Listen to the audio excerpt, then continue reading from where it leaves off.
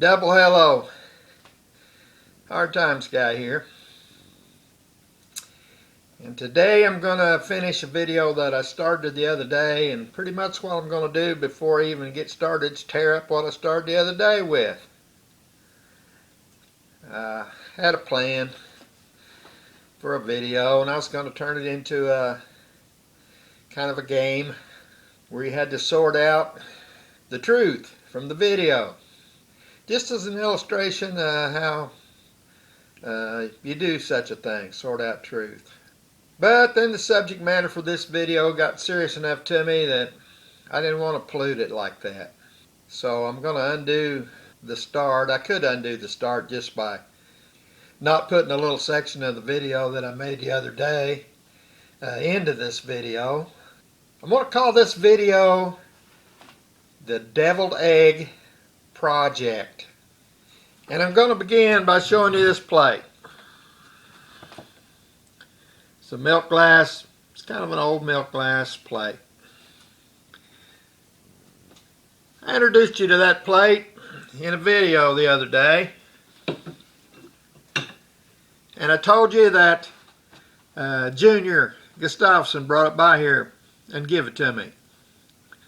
And I told you some stuff about it being in his family back to his great-grandmother and a Native American friend called Tokaji. See that? You recognize what that is? That thing is white milk glass. And I believe it's older than most of the milk glass that we see from recent years. A lot of the vintage milk glass, because it's got it's white milk glass, but it's got kind of an opalescent look to it. It's not just pure white. It almost gives you the impression that you could maybe see through it. You can't, but it's got that look. So I'm gonna say it's old white glass, and heck, it may have come from China 2 months ago. I don't know. That's how much I know about glass, but what little I do know enough to get in trouble. The thing about this is I'm not in trouble because a guy gave it to me. Come by here the other day, and he told me a story about it. And if he hadn't told me the story about it, it might have been already stuck in a box over in the barn, hoping somebody'd give me a couple dollars for it in a yard sale, or it might have been in the trash. I don't know. I don't like this. Ain't the kind of stuff I like. It's got a couple other things going for it which give me an idea, and so that idea is going to turn into a video all its own. I'm not going to get into that in a great deal because I'm going to make a video about this little plate. And part of the reason I'm going to make it is it's an egg platter. It's for deviled eggs. See how that is right there? Each going around there. Well, one of the things you can do with this, you can put deviled eggs in it all around there. And I'm going to make a video called the Deviled Egg Project. I'll tell you just a little bit more about it right now. Gus brought this by here the other day. Those of you don't know who Gus is, his young fella named, I call him a young fella, he's 60 something I think, younger than me. Gus Gustafson. Most of the time I don't even call him Gus, but when I found out the story about his name, Gus Gustafson. His dad's name, by the way, Chris Gustafson. Here's the funny part, what I didn't know. Everybody calls Gus Junior. That's all I'd ever call him until just not too long ago, and I asked him about Junior and about his name, and he told me his dad's name was Chris Gustafson, and his name was Gus Gustafson Jr. And I said, how in the heck can somebody be, well, that's another story, but anyway, Junior, one of the pool hall guys, he brought this by here and he gave it to me. And he told me a story about it, and the story had to do with what he believed was a Native American who at one time owned this little plate. In fact, either bought it at the grocery store new to give as a gift to her little friend, or she ordered it with the catalog to give it to her little friend for a present. But that's going to be at the heart of this story. This Native American, I believe her name was Tokeji or Tokaji or something like that. And that was all going to be part of the what you had to sort out to determine what was true and what wasn't in this video. And the key to all that, the key to sorting out that truth would have been Junior, because Junior's not a real person. He's one of those pool hall guys that comes out here once in a while and sits in on my videos to give me a studio audience. And for those of you who don't know, when I'm talking to them guys out there, they aren't out there. There's nobody out there. They're made up people just to have some fun in some of my videos. So today we're going to be total truth, I hope. The fact that omission is sometimes not truthful, it might affect this video a little bit too, because I'm not going to talk about everything that I could talk about in this video. But I'm going to call this video the Deviled Egg Project.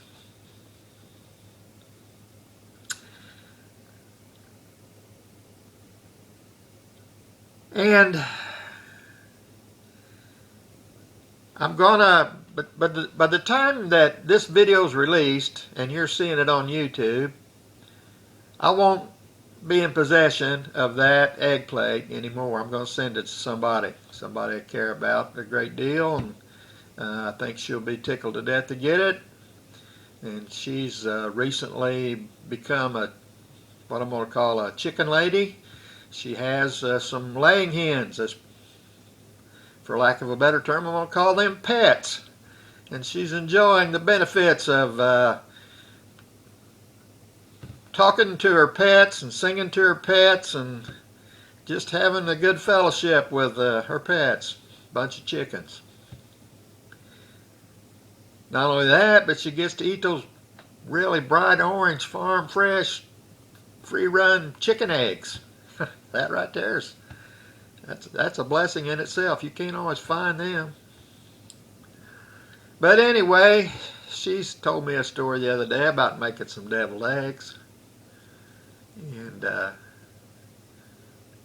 I had this deviled eggs plate. Junior didn't give it to me. Actually, I got it in an auction like I get every other thing.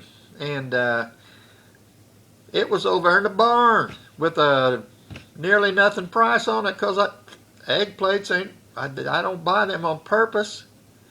They end up surplus because I bought a box full of something and there was something in there I wanted. It wasn't that egg plate, I guarantee you that. I don't buy egg plates. But it's too good a thing to just throw away. It's an old egg plate. It's old milk glass, had that gold trim on it. It's in great shape. If my wife made deviled eggs all the time, I'd give it to her, but she don't make deviled eggs. I get deviled eggs at church dinners and family reunions and things like that, where there's people that make deviled eggs regularly. But today, I'm going to challenge you, my audience, those of you who know how to make deviled eggs. I'm giving you a project. You said, Luke, that's kind of a sexist thing. That's not what... No, it isn't. Because there are some of you guys out there that know how to make deviled eggs. Don't be trying to tell me that you don't. Don't be ashamed of it if you do. You can participate in this project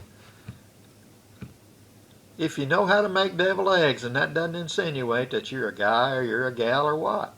Just knowing how to make deviled eggs is good enough. I want you to find somebody in your family younger than you,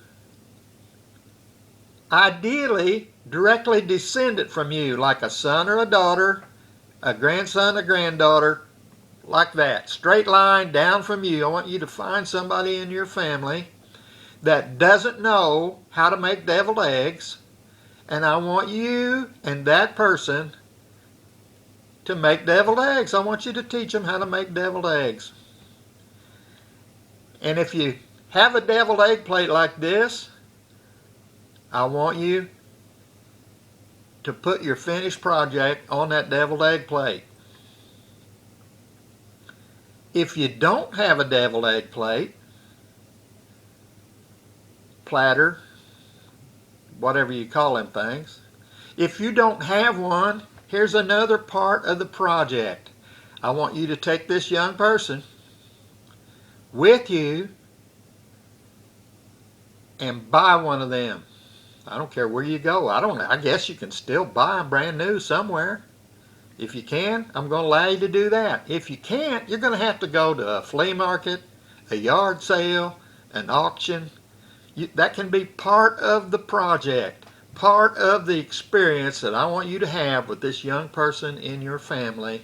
I want the two of you to go acquire an egg platter to put deviled eggs on. Think how much fun you can have doing that. Think of the memories you can create doing that.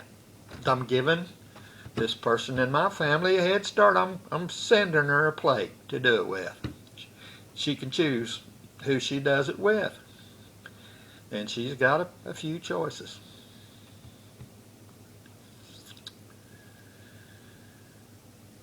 And those you have the same choices. Those of you who I'm inviting to. And by the way, of my viewers, and I do all kinds of things trying to get my viewers. Stop right now and subscribe to my channel first. If you're not subscribed to this channel and you've watched it this far, you would have already turned it off if you don't like the channel.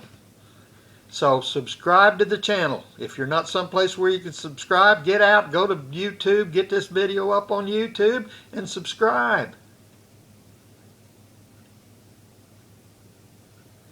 I don't care whether you like it or not. You don't care where you hit the like button. I just want you to subscribe to the channel.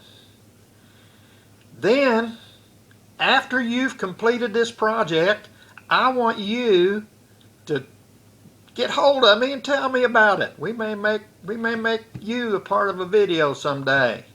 I want to know who took the challenge for the deviled egg project. So give me some feedback on it.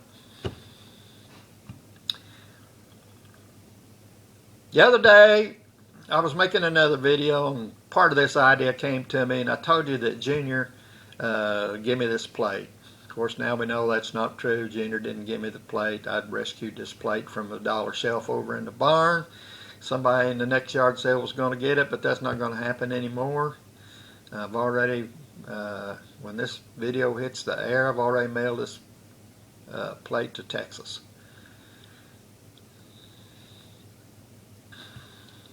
And the Tokajee, the Native American Indian that was going to be in that original story, was not a Native American Indian, but she was my great-grandmother. Tokajee was the maiden name of my great-grandmother on my mother's side. So, let's go through that for just a second. Now, I'm doing this for the sake of my family, but you need to do it too. It's part of this project. You need to do it for the sake of your family and that young person that you choose to make deviled eggs with. Tokajee grew into a young lady, and she became Toka Hudson. She married a man named Ollie Hudson. One of my earliest videos is about some oil lamps, and one of them belonged to Tokajee, Toka Hudson. When she first got married, she took that oil lamp and set up housekeeping with it. You say, what in the heck does an oil lamp have to do with setting up housekeeping?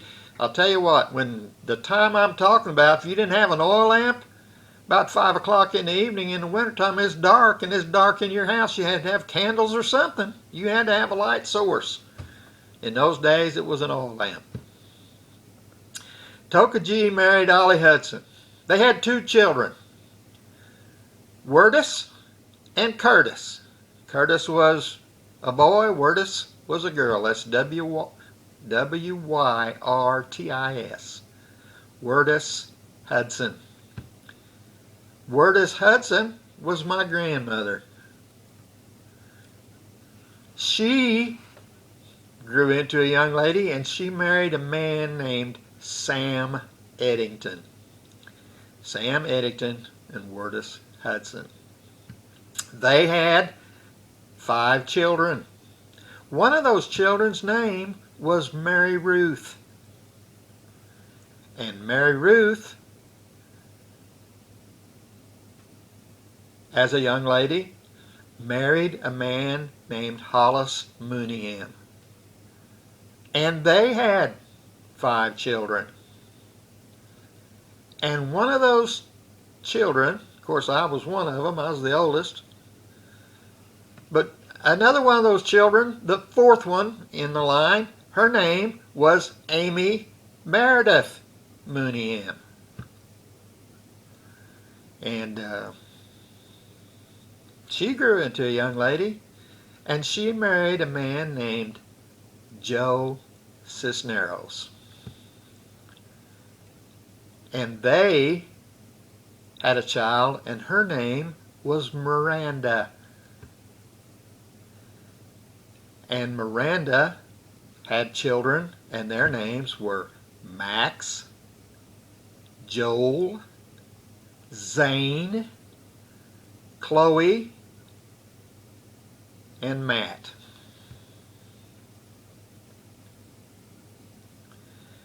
So, Miranda's children were great, great, great grandchildren of Tokajee. That's 3 greats.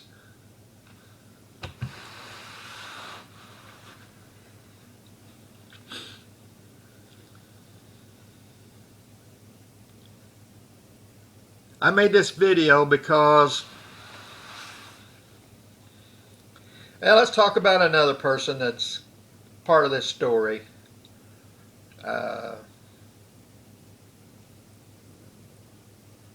That I want remembered, and I'm putting it in this video because I want it remembered. The first of Hollis and Mary Eddington Mooneyham's children was me. I'm the oldest of Hollis and Mary's children. My name's Luke. You guys already knew that if you watched my videos.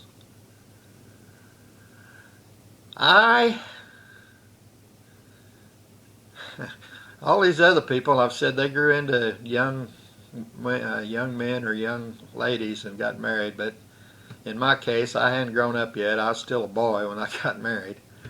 But I married a young lady, and she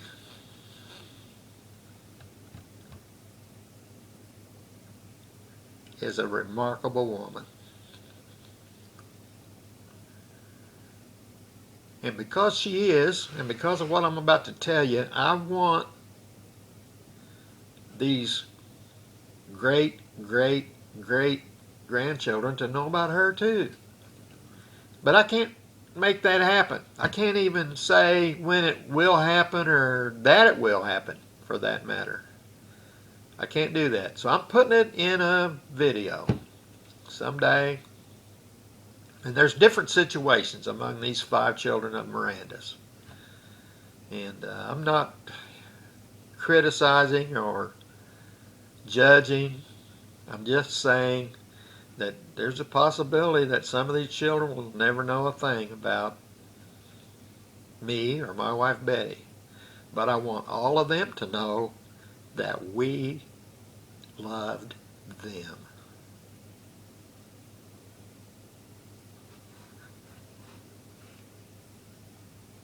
Even the ones we never met. And Betty, one of the things that she does every night, we go to bed And she, after we've exchanged whatever pleasantries we have for each other, and it's time to go to sleep, she rolls over and she begins to pray. And she has a prayer list. And her prayer list starts with our children and then our grandchildren. But her prayer list doesn't stop. I don't know whether it's got an end or not. I never did ask her if it has an end. I don't think it does, because it just keeps on going. She has a way to make it go. But on that prayer list are those children that I just mentioned. In fact, that's how she keeps not just their names, but other children that are a little more distant or out in the family tree somewhere from a direct line down from us. That's how she keeps their names straight. It's important to her that she knows all their names. And I tell you the truth, I don't. I had to have her refresh my memory before I come out here for this video to make sure that I was remembering those 5 names accurately. And she has situations like that where I don't have any idea who the kids are and what their names are, because they're some cousin of hers, children. And they're down there somewhere on that prayer list. She prays until she falls asleep, mentioning these people by name.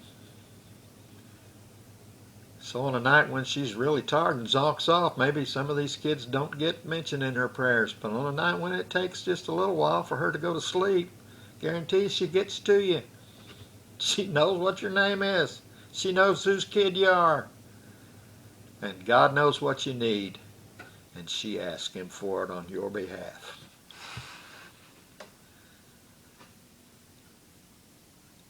She wakes up at 2 o'clock in the morning. She continues praying.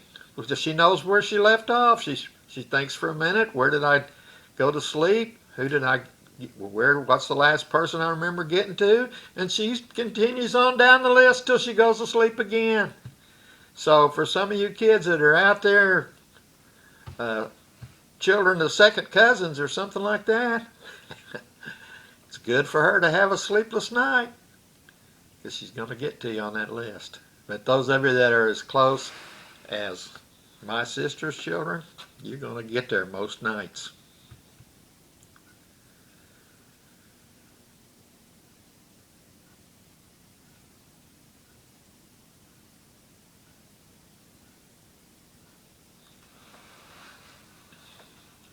So what I wanted you to understand was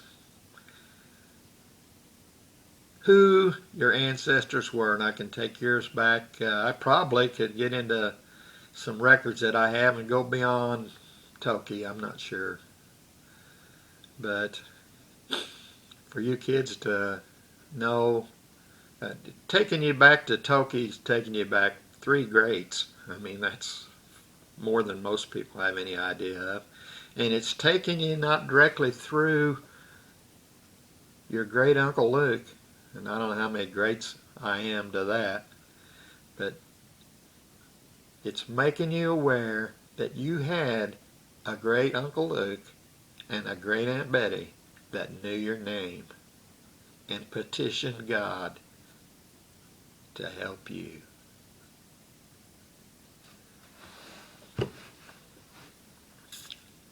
All right, I got off a little bit. I didn't get off. I was right where I wanted to be. But for you people out there that are my regular viewers, I know that you don't care about Toki G, and that I give you a bunch of names between her and her great-great-great-grandkids.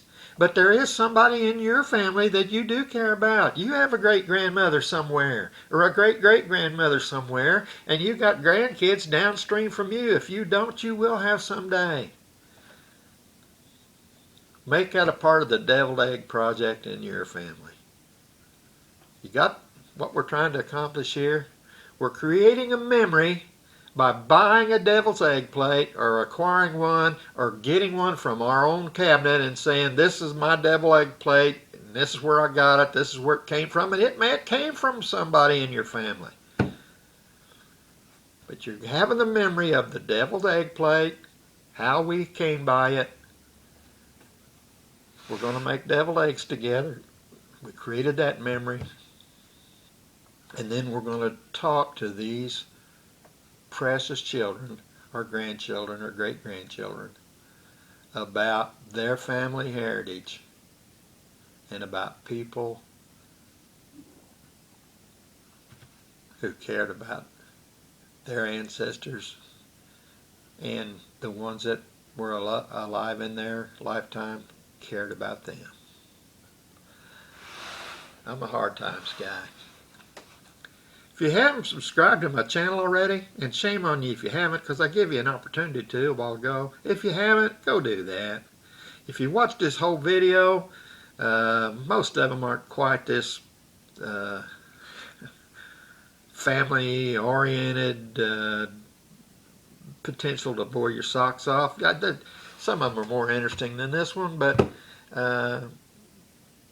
this one, I'm not trying to be interesting today. I'm trying to give you an opportunity to suggest an activity to you that will be fun for you and some member of your family and will help them learn about their family history and will create an interest with them in things that have gone on before them. Old people and old stuff. Give them an opportunity to learn. Till the next time, have a good day.